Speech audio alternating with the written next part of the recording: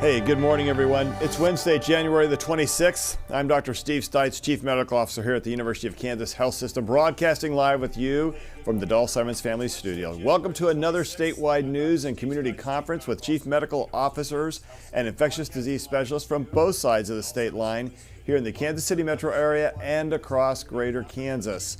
Since this last gathering 3 weeks ago, COVID cases have doubled. Hospitalizations and deaths are setting records, and hundreds of healthcare workers with COVID have caused major surgical delays.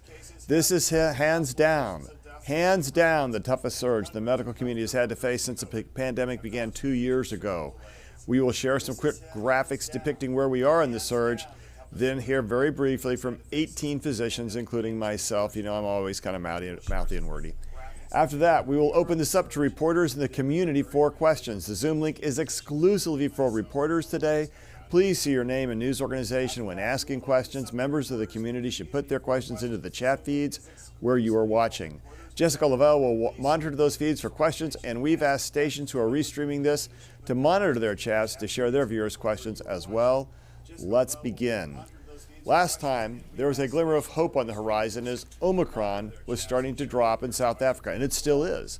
But while the rest of the world may be seeing a steep decline, and various parts of the United States are as well, the Northeast is really seeing a steep decline, but that's not the case here in our region, and it's not the case in the state of Kansas. In fact, the state of Kansas is seeing the largest per capita increase in cases of any states in the United States. Not exactly the place you want to be. So that's where we are this morning. You know what? There are places where it's great to be first, and places, what was that line from Ricky Bobby? If you're not first, you're last. I'd like to be last on that last statistic. Right now, I'd like to bring in Dr. Richard Watson, co-founder of Motion, the company which created Mission Control and is the app the Kansas Department of Health and Environment uses to connect rural hospitals when trying to transfer patients. Dr. Watson, show us the latest graph you have depicting the pressure on rural hospitals to make transfers. We know that COVID-19 is most rapidly rising in rural areas right now. Are things any better, or are they harder right now? Well, good morning and thanks. If you put the graphic up, we'll walk through a couple pictures that might help convey it. The graph on the left is going to be the standard transfer graph I showed the last time, and it shows how much higher we are on the number of transfers and transfer requests. It does show a downtrend, and I think that's important to note that we are on somewhat of a downtrend on transfers in the system, and that means instead of 40 to 60 patients waiting hours, days for transfers, we're now to 25, 35, 45 waiting at any one time. I think the significant graph is the one on the right, and that's a graph we use to track where the capacity in the system is and what that does to the wait times for people waiting to be transferred.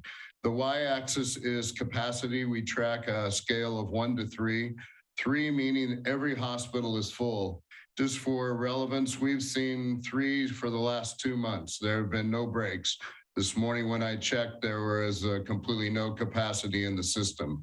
And so the x-axis on this are hours of waiting time. And as we see that the rates of capacity reach the 2.5, 2.6 level, we see the waiting times get very protracted, 4, 5, 6 times the normal waiting time. The relevance of this is that as we go backwards in the scale, we have to go back down that curve. And really the steepest part of the curve is at capacity 2.5, 2.6. And that is where we need to be to really start to see the transfer times are affected.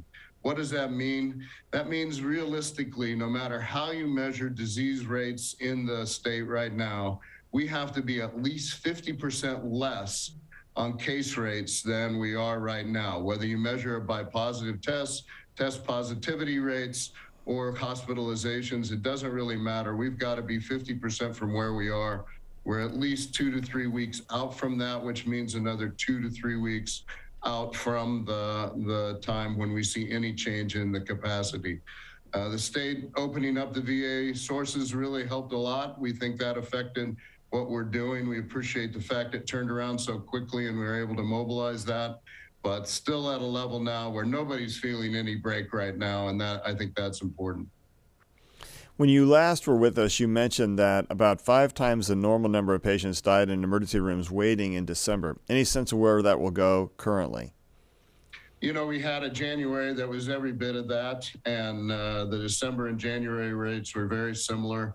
We'll see what February brings. Right now, there's no relief on the horizon in that regard. We're still working with facilities to make sure that people get cared for in the way they need to be cared for.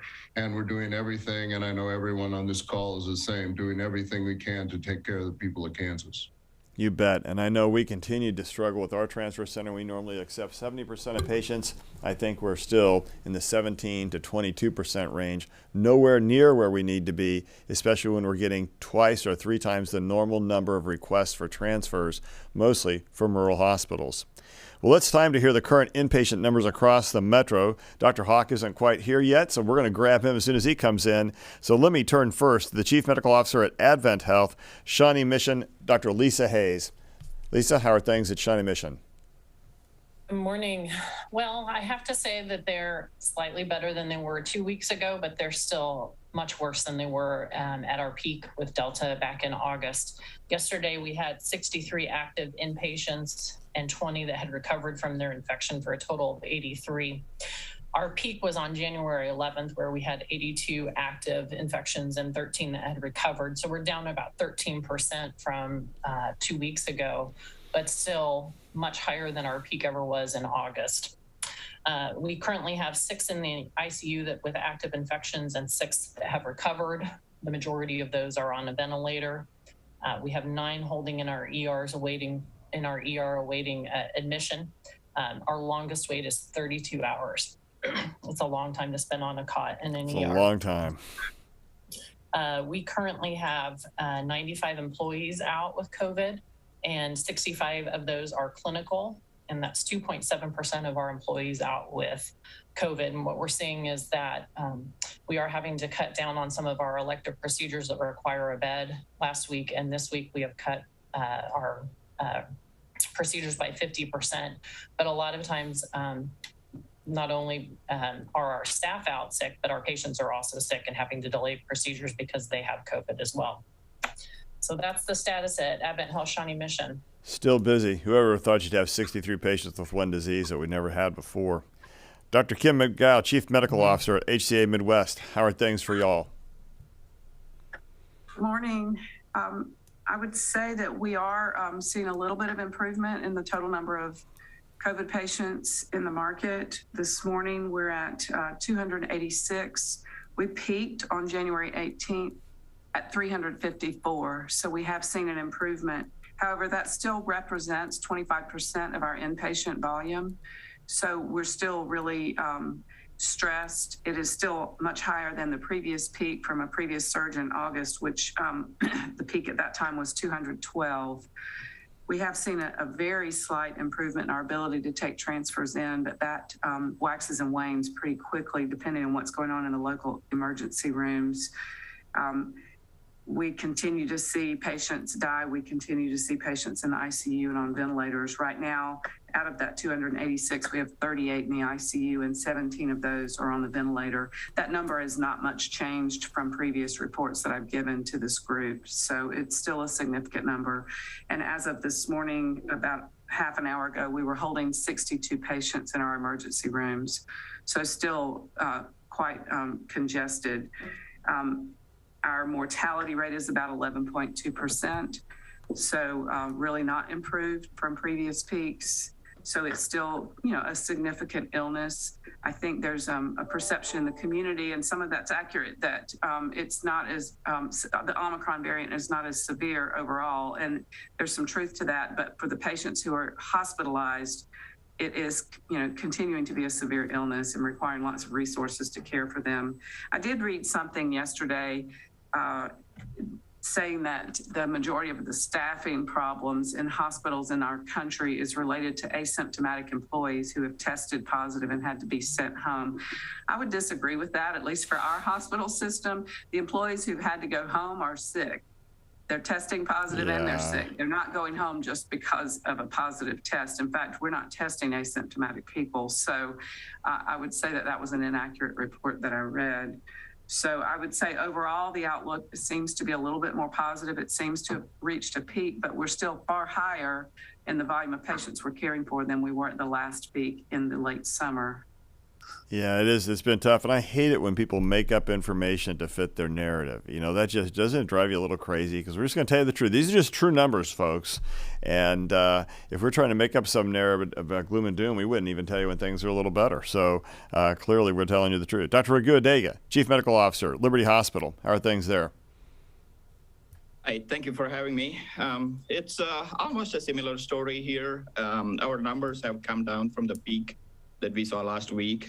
We are currently at 44, 10 in ICU, 9 on the ventilators. And I truly hope that this is actually a downward trend and not just a blip. I'm cautiously optimistic.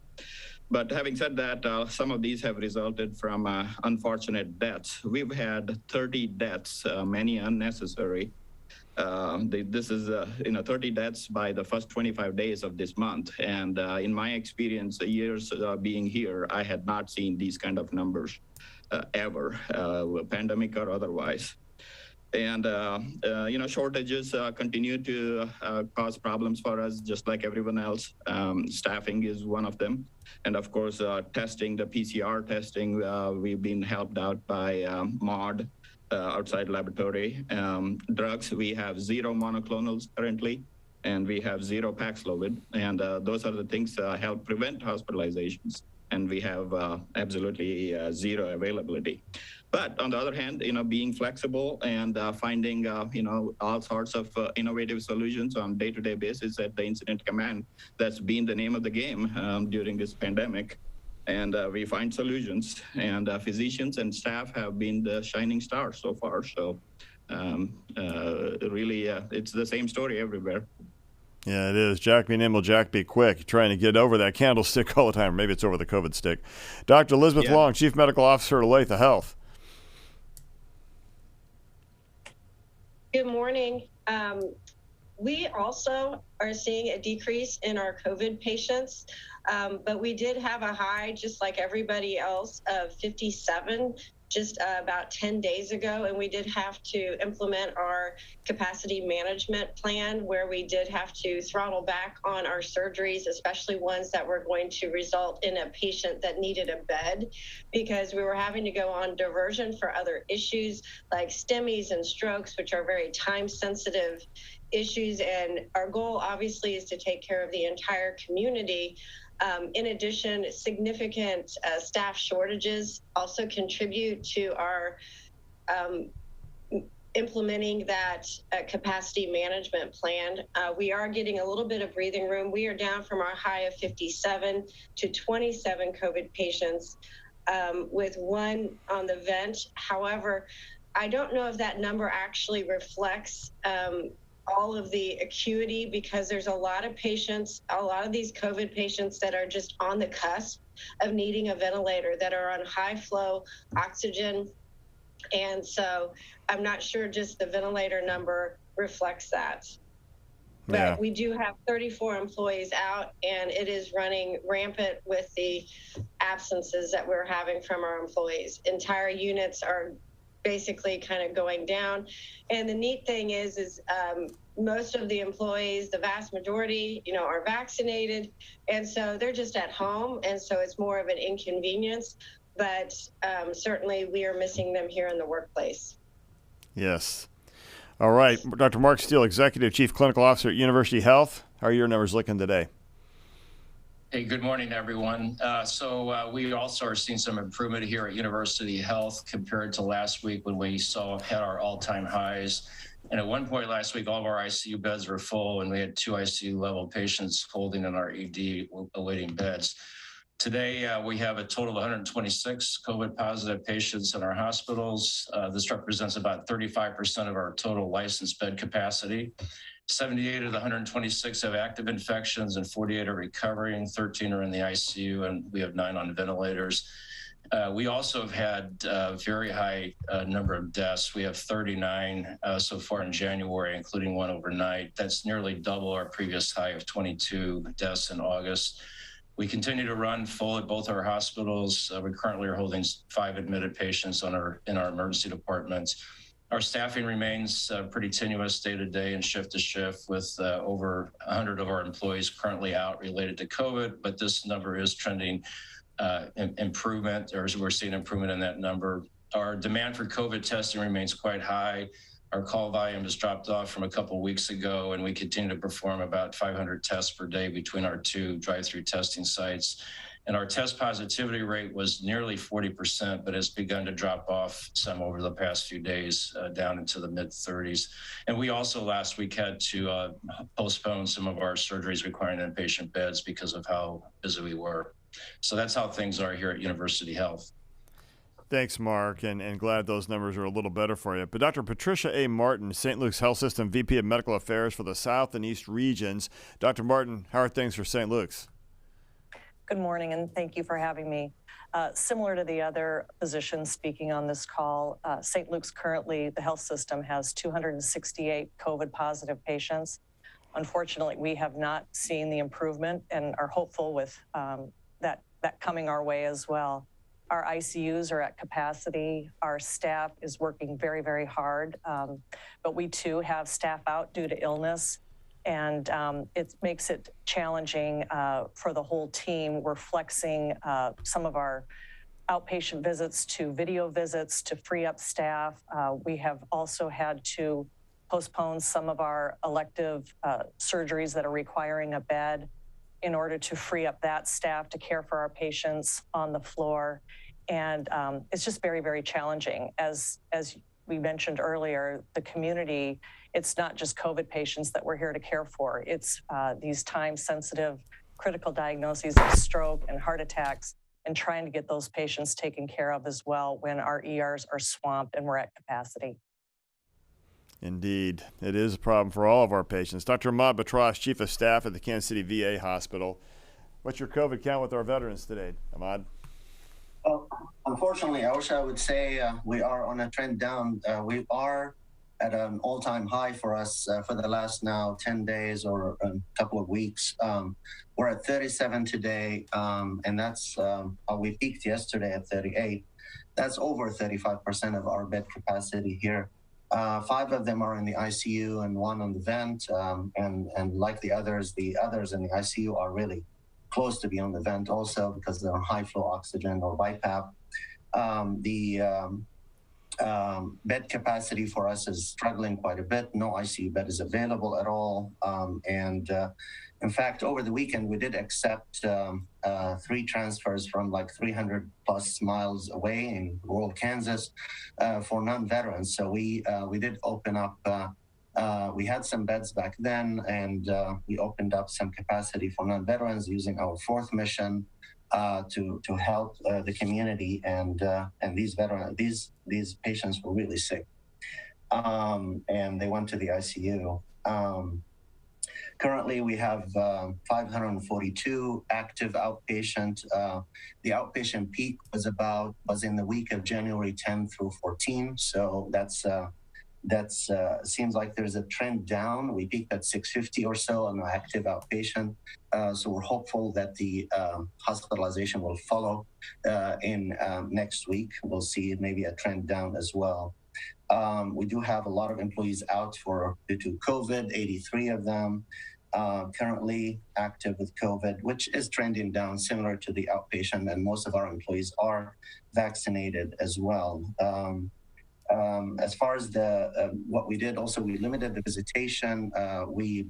So we were really not allowing visitors except for compassionate cases at this time to kind of reduce the risk of in-hospital transmission. We have also activated additional 12 beds, and that allowed us to help the community with the taken transfers from the ICU, but that is through implementing contingency staffing. So our current staff would not allow us to open additional beds, but we were able to do that by basically increasing the patient to nurse ratio. So not a good thing to continue, and not sustainable for sure, but it's something that we felt we needed to do for the crisis at this time. we had 10 deaths in January due to COVID for our veterans, unfortunately, and kind of similar story to everyone else. Yeah, tough. It's still a difficult story. Dr. Jennifer Scrimsher is an infectious disease physician at LMH Health and Deputy Public Health Officer of Douglas County. Jen, how are things looking? As usual, Dr. Stites, we are trailing Kansas City. We had an increase in patients over the weekend. We were in the low 20s and we hit, I think, 26 or 27 over the weekend. We're back down to 22 active, 5 are in the ICU, no vents today. Unfortunately, we've had 2 deaths already this week, and our heart goes out to those families, as always. We also continue to have around 80 staff out, which has been what we've been out for, I don't know, a couple of weeks. I expected it to drop off, but I think as it moves through the community and into the schools and we have parents, it's just continuing to keep our staff out. We've been fortunate to be able to mobilize staff. We're working hard to maintain our very high expectations for patient care. We've had to cap surgeries. We look at this daily, but right now we're keeping surgeries capped for those requiring an inpatient stay. We're working very hard with our community partners to maintain availability of testing. That's been one of the biggest struggles for us. We continue to keep PCR and our drive-through available. We, like I said, working very hard with community partners throughout the county to be able to offer testing. Unfortunately, I also know that a lot of people are just not testing, and we need people to test so that we know that they need to stay home and not infect their coworkers and family members and classmates. We're working hard to maintain treatment, decrease levels of monoclonals. I mean, it's just not available. So we've set up a way to get remdesivir to outpatients. And we are, in Douglas County, we rely a ton on public support. So we were also lucky to be able to get a public health order for a mask, for masks in Douglas County and public spaces. So, my thanks goes out to the community, our community partners, our staff to try to continue this as we're all just exhausted, continue to take care of our patients. Yeah, COVID weariness is real. Well, let's go further west to Topeka, where Dr. Jackie Hyden is the Chief Medical Officer at the University of Kansas Health System in St. Francis. How are things? Good morning. So about the same, but shout out to Douglas County and the mask mandate. Dr. Dishman and I have reached out and worked very closely with the Shawnee County medical officer here and did request, for them to put a mask mandate in Shawnee County to support the increasing numbers. Unfortunately, but they did not hear us. So we are, I believe, in a plateau. Currently, our numbers today are 40. We do have 7 who are in that recovered category. We have 7 in the ICU and 28 medical status. So seeing the increase in medical status is due to our inability to discharge to nursing homes due to the staffing issues there as well. And we've seen a decrease in our ICU admissions. But unfortunately, we've seen a significant amount of deaths over the last 4 weeks with about 35 deaths due to COVID or COVID-related issues. So really that's been our story over the last several weeks is just the increasing amount of individuals who are passing. And those individuals who are in the ICU, 80% or greater are unvaccinated or who have not received their boosters or do have the inability to mount that immune response. So that's, our summary here at St. Francis. Thank you. And we're going to stay in Topeka with Dr. Kevin Dishman, the Chief Medical Officer at Stormont Vale Health. How are things there? Thanks, Dr. Stites. We thought we were in a plateau. We saw an increase overnight to 74, 75 patients. One of the reasons is we have had staff that have been shifting to alternate roles, as everyone else has as well. Our advanced practice registered nurses and our physician's assistants have gone to bedside. One of the reasons we did that was to try to accommodate more transfers from the rural area.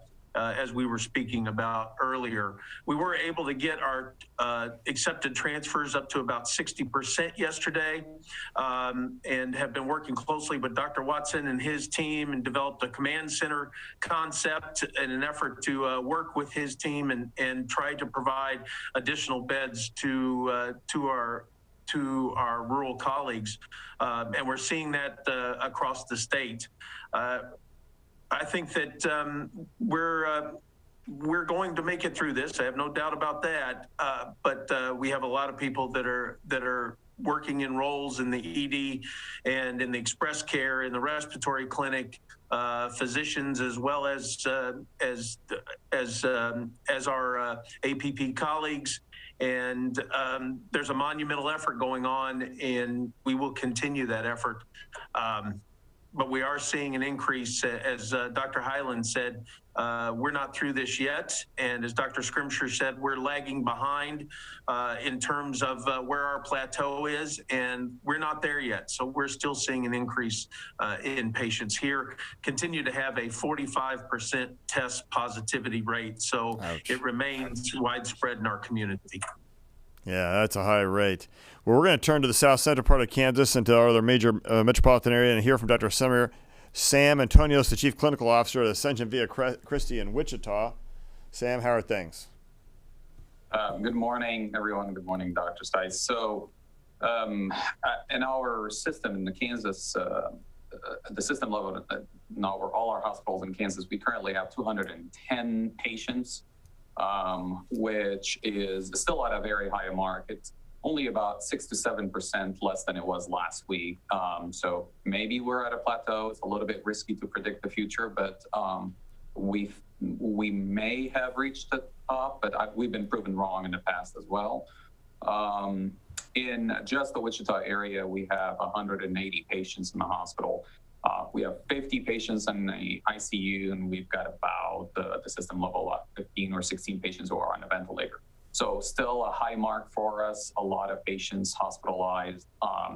The rate of the growth might have started to slow down, but that is still a lot of patients in the hospital, and it's going to take a while before those numbers go down to a level that would make the operations less challenging. Yeah, that's a tough number. Well, let's get into rural Kansas and visit with Dr. Robert Freelove, who's the Chief Medical Officer at Salina Regional Health Center.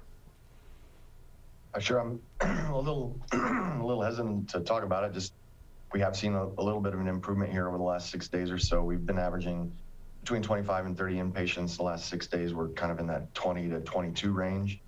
We're 20 now with 4 in the ICU, 3 on ventilators. Unfortunately, if you go back through December, we've had, we're up to 27 deaths now. So we're averaging just under a death every other day.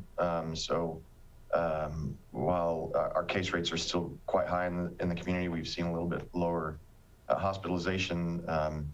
I think it was said the last time we talked was a smaller percentage of a large number is still a pretty large number. So that belief that it's just a cold, I think, is clearly not the case. So probably our biggest challenge right now is staff shortages and illness. We had 120 out, 85 of those who were positive.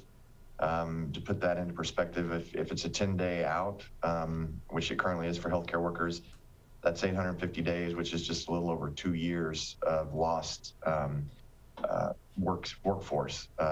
If you look at that as just one person. So facing significant challenges there. We've had to limit surgeries, elective surgeries that require a bed overnight. We've had to limit that for quite some time now. We've been on that for several weeks, and then just this week, because especially our ORs have really been hit hard with staffing shortages, we've had to actually postpone some just outpatient elective surgeries as well. So we're struggling to try and meet our community and region's needs, but staff shows up every day that can and that we're allowing to let work, and proud of what our nurses and physicians and APPs, everybody who's stepping up and trying to fill in the gaps and care for as many people as possible. It's a big number, isn't it? All right, thank you. We'll talk to Dr. Heather Harris, who's the medical director at Hayes Med. Heather, how are things in Hayes, Kansas? Morning. Yeah, our numbers continue to be about the same. Our story doesn't look much different than the last time we reported. We continue to have a census of about 25 COVID, which is a quarter of our census. So it's still a great attention to all of our staff. Our ICU has 5 in today, which is, again, over half of our census. I think a couple of take-home points is that these are still greatly majority unvaccinated. 80% of our patients are unvaccinated, so I continue to push that, there is a prevention from, for everyone to get so ill. The other thing I think that everyone needs to understand, it's a younger population. We currently have 5 people under the age of 50 in the hospital that are quite sick, a couple of them in the ICU, actually. So this is not necessarily an illness of older folks anymore or patients. It's an illness of, everyone potentially, particularly, unvaccinated. So yeah, we continue to have some sick employees as well, and continue to do the best we can. Our ICU has been closed for days, struggling with accepting transfers from the critical access hospitals, which, as you'll notice, there's no one more west from us. So, trying to serve all those critical access hospitals the best that we can. So yeah, still the same kind of picture and struggle, and continue to push people to get vaccinated and stay home when they're sick. Yeah, those are the realities we're going to face, aren't they? And finally, Dr. James Alexander, Chief Medical Officer for Centura St. Catherine. How are things? Don't forget to unmute. Thanks for asking. I hate to jinx ourselves. I think things are actually turning a corner. We're down to 18 patients in-house with COVID. We only have 3 people on ventilators, which is odd to say that we only have 3, but out of the 8. But our ICUs continue to be full. We've had 7 deaths in the last 30 days, and a lot of those have been a younger population of people. We've had 2 people on ventilators in the last 30 days in their 20s with similar scenarios about vaccination. Our number of ED holes is down. We're rarely having to have anyone stay more than 24 hours. I believe Centura is going to go from orange to yellow toward the end of this week. So that's also a bright spot. Our ED volumes are actually up, but right now we're trying to focus on down the road for the next blip, focusing on getting our workforce healthier, getting our patients a better navigation through the ED to eliminate those readmissions that we're so often watched over by federal guidelines. We actually may be mimicking some of Southern Colorado with what's going on, but as a system, again, we're trying to focus on the next bump with a stewardship position alignment to those limited resources. Yeah, that's a tough one now. So I'm going to turn to Hawkeye. Yep. Hi. Hey, Betty, how are you? I'm good. So just to say, we've heard some good news from some of the sources, but our news may not be quite as good. It's still pretty high. Yeah, I think we're kind of stable as far as that news front, meaning it's not so good. We were hoping it's going down. I think we really need to see the trend over a week. But we still do have 116 active infections in the hospital with 24 in the ICU, 18 on the ventilator, 103 in that recovery period, so 219 total patients. But unfortunately, Steve, we've also had 45 deaths up through today here in the hospital due to COVID as well. Yeah, and a couple of just quick hitting facts we know. Our average age is about 3 to 5 years less than it has been before. The length of stay is down by a couple of days. I think that's an Omicron thing.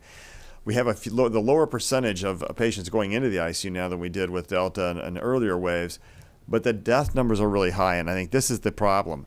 When you have twice as many patients as you've ever had with COVID, or whatever however much more the number is, now than you did before, your deaths are going to be high because you're still going to have a lot of people who are dying. And the idea that it's just, oh, my cold is just wrong. So, Jess, let's see what kind of questions are out there. I bet there are a few. Let's start with reporters. Yeah, let's see if there's some reporters. I think we have somebody from the KC Star joining us. Hi, yeah, this is Katie Bernard at the Kansas City Star. This morning, the state Senate in Kansas is holding a hearing for a bill that would make it easier for doctors to prescribe hydroxychloroquine and ivermectin. What impact does it have on you all's work and the trajectory of the pandemic when public officials are taking action to kind of legitimize this sort of misinformation? Yeah, that's a great question. I'm gonna take a swing at that. I'll talk to Dr. Antonio Sano. He and I spoke about this bill last evening, and we'll see what some of our other CMOs think. Here's the problem. Today we can write for medicines that are off-label. Now, insurance companies may not pay for that, but you can write for off-label medications when there's medical evidence that supports its use. Yes. And the key here is you got to have medical evidence that truly supports its use. So it's not like you can't do it today. You can write for ivermectin and hydroxychloroquine. There are a few people out there who think there's support for its use with evidence-based literature. The problem is that many of the articles that originally supported that had to be retracted because they were falsified or had false information. So the reality is that there aren't as many articles. Yep. There are a lot more articles that said it doesn't work. But the problem I have is the legislature has actually two bills, or Senate Bill 381, which says if a pharmacist receives a prescription for hydroxychloroquine or ivermectin or other off-label use of COVID-19 to either A, prevent, or B, treat COVID-19, they must fill it. Now, today, pharmacists can say, I'm not going to fill a medicine because I think it's detrimental to your health. For example, if somebody makes an error in a prescription, it's 5 times what it should be, the pharmacist can refuse to fill it. For this particular bill, 381, it says, actually, you can't stop filling it. And then the second bill is another bill, Senate Bill 308, which requires a physician to go ahead and give a patient a prescription if they ask for it for COVID-19 therapy. So that means I have to prescribe hydroxychloroquine or ivermectin if someone asks for it. So what the legislature is essentially doing is saying, okay, doc, you may think you know your doctor-patient relationship, you may know your patient, but we know better, and we're going to make the judgment, not you, about whether or not you must give a medication. That makes me feel really bad. Yeah, I'm not aware that any of the people wanting to do this are board-certified infectious disease specialists, pharmacologists, virologists, immunologists, public health officials to have the knowledge about doing that. And I think, as you said, evidence-based medicine rather than opinion-based medicine. We saw Florida shutting down all of their antibody clinics recently this past week when the FDA said these 2 antibody cocktails, Regeneron and Eli Lilly, don't work anymore for Omicron. They didn't believe that. In their opinion, they should still be able to give that medicine, even though there is a risk of adverse events. So they just said, well, we're going to take our ball and go home. We're going to shut down all the clinics. So I think your point in what you have been teaching and preaching ever since I started training here is evidence-based medicine. And currently, the evidence-based medicine around things like ivermectin, hydroxychloroquine, when you take out all of those biases and those articles that have been retracted or their authors have been reprimanded, it shows no benefit to receiving those either for prophylaxis or treatment against COVID-19. So I think we really need to continue to practice evidence-based medicine, understand all of the literature, critique that literature, and go on from there, evidence-based medicine rather than opinion-based medicine. Dr. Antonio's thoughts. Yeah, well, I just think that there is going to be a lot of confusion. It's confusing why try to put things in law that might interfere with the relationship between the patient and their doctor. As we all know, and as we've all learned, that there is a specific type of relationship that is created typically between a physician and their patient. And it has to be built on trust and mutual understanding. And that's what's taught in medical school. I just think it's very confusing. I don't understand necessarily why now try to create something that's going to disrupt this particular relationship, is going to really step into the medical practice. And I agree, obviously every physician needs to strive to follow the evidence and try to track it either from peers or from reliable sources. And that's what drives decision-making along with informed consent. So the concern is the amount of bafflement and confusion that's going to exist in the community when there are things that historically have never existed in this type of realm. So yeah, I'm not sure about the value of this. Yeah, I think it's a tough one. Dr. Freeman, what are your thoughts?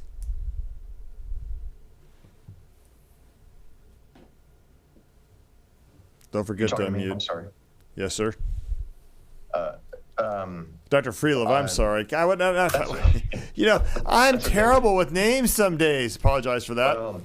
Yeah, Freelove's a tough one. So it's fun growing up, but go ahead. Yeah, I'll be honest. I'm baffled at the intrusion into practicing medicine. And if we're going to require something and say that if your doctor says you have to do it, you have to go do it. Or the pharmacist has to do it. If a patient asks for it, I mean, that's a pretty slippery slope to a pretty dangerous place. And if we're going to require something, why not require something that we know works, which is vaccines? So I'll be honest, I'm a little bit baffled by the thought process at trying to legislate healthcare to that level. Yeah, it's pretty kind of micromanaging. Dr. Dishman, thoughts? I've reflected on this quite a bit, and I agree with what Dr. Antonio said. The relationship, the patient-physician relationship is sacred, and that's where we ought to be receiving our information in a direct relationship with our primary care physician. I am concerned deeply. My ability to practice in the state of Kansas comes via the Board of Healing Arts, and if my board wants to decide how that we're going to practice medicine, then there is a process for doing that in the state of Kansas. I find it very concerning when we go outside of the regular process for compliance and assurance of privileging and credentialing. That process has been in place for a long time. It has worked well, and to try to circumvent that process through mandation by state law is very concerning to me, and I believe should be concerning to all physicians in the state of Kansas. Yes, I think that makes sense. And let's see, Jess, if there are other questions out there. So on that, go ahead. Please go ahead. There's somebody else wanted to. Dr. Alexander, please. So I'm trying not to be political, and I know I'm going to step on some toes, but if the senators and representatives like to focus on something that really is impacting all of our healthcare in all of our cities, it's the exorbitant price of staffing agencies. And God help us to regulate something else in medicine, but until they can impact that causes the continuous flow of qualified nursing from one facility to the next based on a dollar. I think that's something they should look at. Yeah, I totally agree. And just to point out the other obvious flaw in this whole discussion, the Senate bill is passing, and there's one point in time. What happens in 3 months from now if there's a weight of evidence really against ivermectin, but now you still have to write for it? Or what happens if there's another drug with it, but you still have to write for it? This is a significant disruption to how people really practice medicine. Look, I'm not going to go tell you how to practice agriculture. I'm not going to tell you how to do aerospace engineering, but I've got folks trying to tell me how I have to write prescription medications and that I have to fill it, even if I know it's against what it should happen. And unfortunately, people listen to all sorts of made-up news, and now we're having to reward made-up news with writing a prescription that could easily be disruptive or harmful to somebody, and a pharmacist must fill it. This is a unwelcome, unsafe intrusion into the practice of medicine.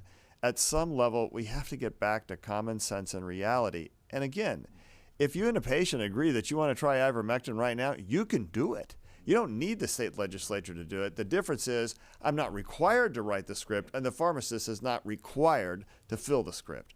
That's the problem here, folks. And just to say, you're removed from all civil liability. So if you want to practice outside the boundaries of medicine, you never have to worry about getting sued. I'm just saying, as a patient advocate, that sounds like I'm not in love with malpractice attorneys, but there is a certain check and balance, and it feels like we've completely disrupted the check and balance with this. Not that I feel strongly. Maybe I do. Other questions on the line? Okay, so let's keep this conversation going.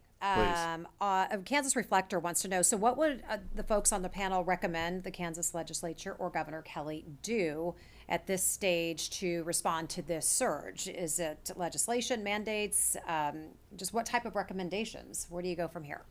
All right, let's turn to our panel and see what folks might be thinking. What other things can we do to help improve the outcome of this pandemic? Kim Mcgowan, you HCA, lots of hospitals throughout Kansas. What do you think? I think that the thing that you've been preaching for a while, Dr. Stites, which is good sound recommendation, which is to practice good infection control measures. You know, wear mask, particularly when crowded inside events, if you're in that sort of setting. Get vaccinated, get the booster. Stay home if you're sick. The things that we know are effective, I think we need to continue to do that. And where the legislators can have some influence in that, that would be welcome. Yeah, that does make sense. Let's turn to Dr. Hayes. What are your thoughts?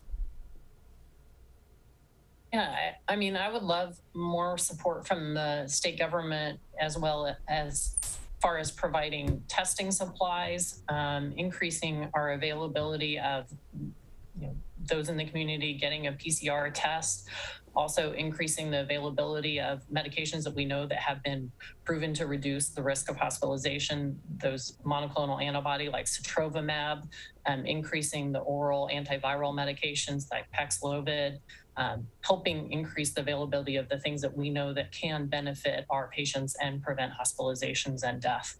That's where I would like to see our government focus their energy towards. Yeah, that would be so helpful. And Dr. Scrimsher, from your standpoint, you're a public health officer for Douglas County. Thoughts? Stites, I'm still fired up about the legislature. So I've been Go thinking ahead. about that for a while. Go right ahead. No, I'm just, so 2 points on that. Pharmacists are kind of our last line, a safety net for patients. If I prescribe something that has a critical drug interaction with a medication that maybe I didn't have on my medication list in clinic or had no idea the patient was on, the pharmacist is that last line of protection for the patient. So if there's a critical drug interaction and the pharmacist says no, that should be their right, and it should be left to take care of our patients, keep our patients safe. And the other is, why, Dr. Hayes, I would like a prescription for insulin. I'm not diabetic. I haven't had a test to see if I'm diabetic, but I think I should be on insulin. So you need to give me insulin. I mean, does that not sound ridiculous? Or narcotics or anxiety addicting medications, Yes. etc. Dr. Hayes, I also have terrible anxiety and I need a lot of Xanax. Yeah. You should give it to me. That's just ridiculous. As far as what they can do to help, things we've said, and I say it over and over: masks in indoor public and outdoor crowded public spaces. I know vaccines are hot topic and the federal rules recently, but they need to be required in certain settings. Healthcare is one, schools is another. Testing, we need testing. Agency costs, that is price gouging. We just want to take care of people. We want to keep people safe. We want to keep people alive. And really, we want to keep people out of our hospitals that don't need to be here. So, all the things we've been saying since day one, Dr. Stites. You bet. One thing I would just to say is it would be great to see an investment in public health. one of the things I'm struck by is how slowly we even knew about Omicron and how hard it's been to get realistic estimates to help base our own hospital policy about when we can open and when we can't close operating rooms and things like that. And it would be wonderful to get genomic analysis on a rapid basis. It would be wonderful to have better, stronger public health measures so we could follow this disease and predict how we can treat everybody better. Remember, it's not just about COVID. It's about our ability to treat everyone. So I think the number one thing that we can do, and you're hearing it from all of us, stick to the facts. Let's make the investments back in our public health infrastructure to make sure we can take care of people from all disease types. Jess. Dr. Stites, we're running out of time, so I'm going to hold some of these great viewer questions for tomorrow, and I'll let you go ahead and get to your final thoughts. Okay. Well, I want to first just say thanks to all of our terrific chief medical officers here today. You heard from everybody, and I think we pretty clearly have what our vote is on some of these key issues in front of us. And because there's a lot of us, we won't turn to every single person for a final thought. I will ask Hawkeye. You haven't had a good chance to say much today. Any final thoughts that you have, sir? No, I mean, I think all of our guests said it so eloquently. I would second all of those. Please, tell your friends and your neighbors about this show. There are such good opinions based on knowledge and fact and evidence, and I would continue to support all of our guests and what they've said here today. Dr. Antonios, you had a quick thought too, I think. I was just going to add that one of the things that, you mentioned investment in public health. I would also want to advocate for investment in the healthcare workforce. Over the last 2 years, there's been a lot of burnout. There's been a lot of impact on the healthcare workforce, and that's not just physicians. It's nurses, echo techs, CT scan operators, et cetera, et cetera. And it would be wonderful to see some investments in the development of the workforce, because that will help both rural and urban areas, schools, programs, loan forgiveness programs, things that would increase the workforce and improve the resiliency of the healthcare system as a whole. It's a critical infrastructure that is worthy of the investment. Yeah, that I think makes sense. And does anybody else have any final thoughts that they want to offer us today? I don't see any hands going up, so I'm. Go ahead. Dr. Stites, hey, this is Mark Steele at Please, the University of Health. I would absolutely second what Dr. Antonios just talked about, investing in workforce development. That's a gigantic need, particularly given the level of burnout. And I just wanted to toss out a statistic that I recently saw, that for those who are fully vaccinated and have been boosted, that they are 100 times less likely to die from COVID compared to someone who is unvaccinated. And that's an extraordinarily powerful statistic. And so for those out there still sitting on the fence about getting vaccinated, or if you're fully vaccinated and not boosted, you really ought to be boosted so that you fully protect yourself from this virus.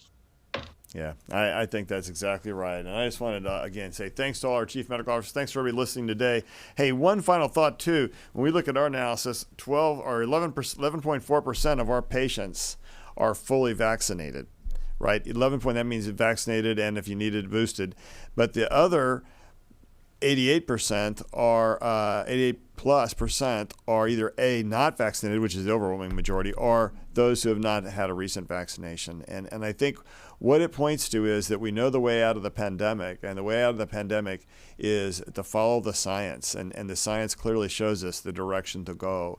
And the more we follow that, the more we can take care of everybody, get our operating rooms back open, treat heart attacks, not letting patients die in emergency rooms, and most of all, as we've experienced, not having extraordinarily high deaths from what is truly a preventable disease. At least there's preventable deaths.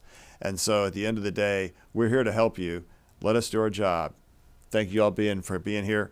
We're back tomorrow, Jess. I'm going to pitch it back to you. We are. Okay, so last week we took you inside our Decedent Affairs Department, what most may know of as the morgue. A lot of you had some questions, and so we're going to be joined by a couple of members of that department to help kind of demystify what goes on down there, and certainly during this time of COVID. So we leave you today with this preview. We want to show you that for some patients, that final journey to the morgue begins up on the ICU floor.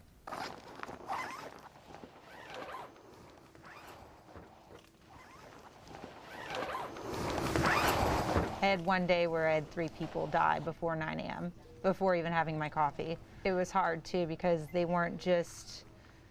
died on full supported machines, and I ended up removing tubes while they were dead. And it's hard because we go into this profession to see people get better, and it's not the way anybody likes to start a day.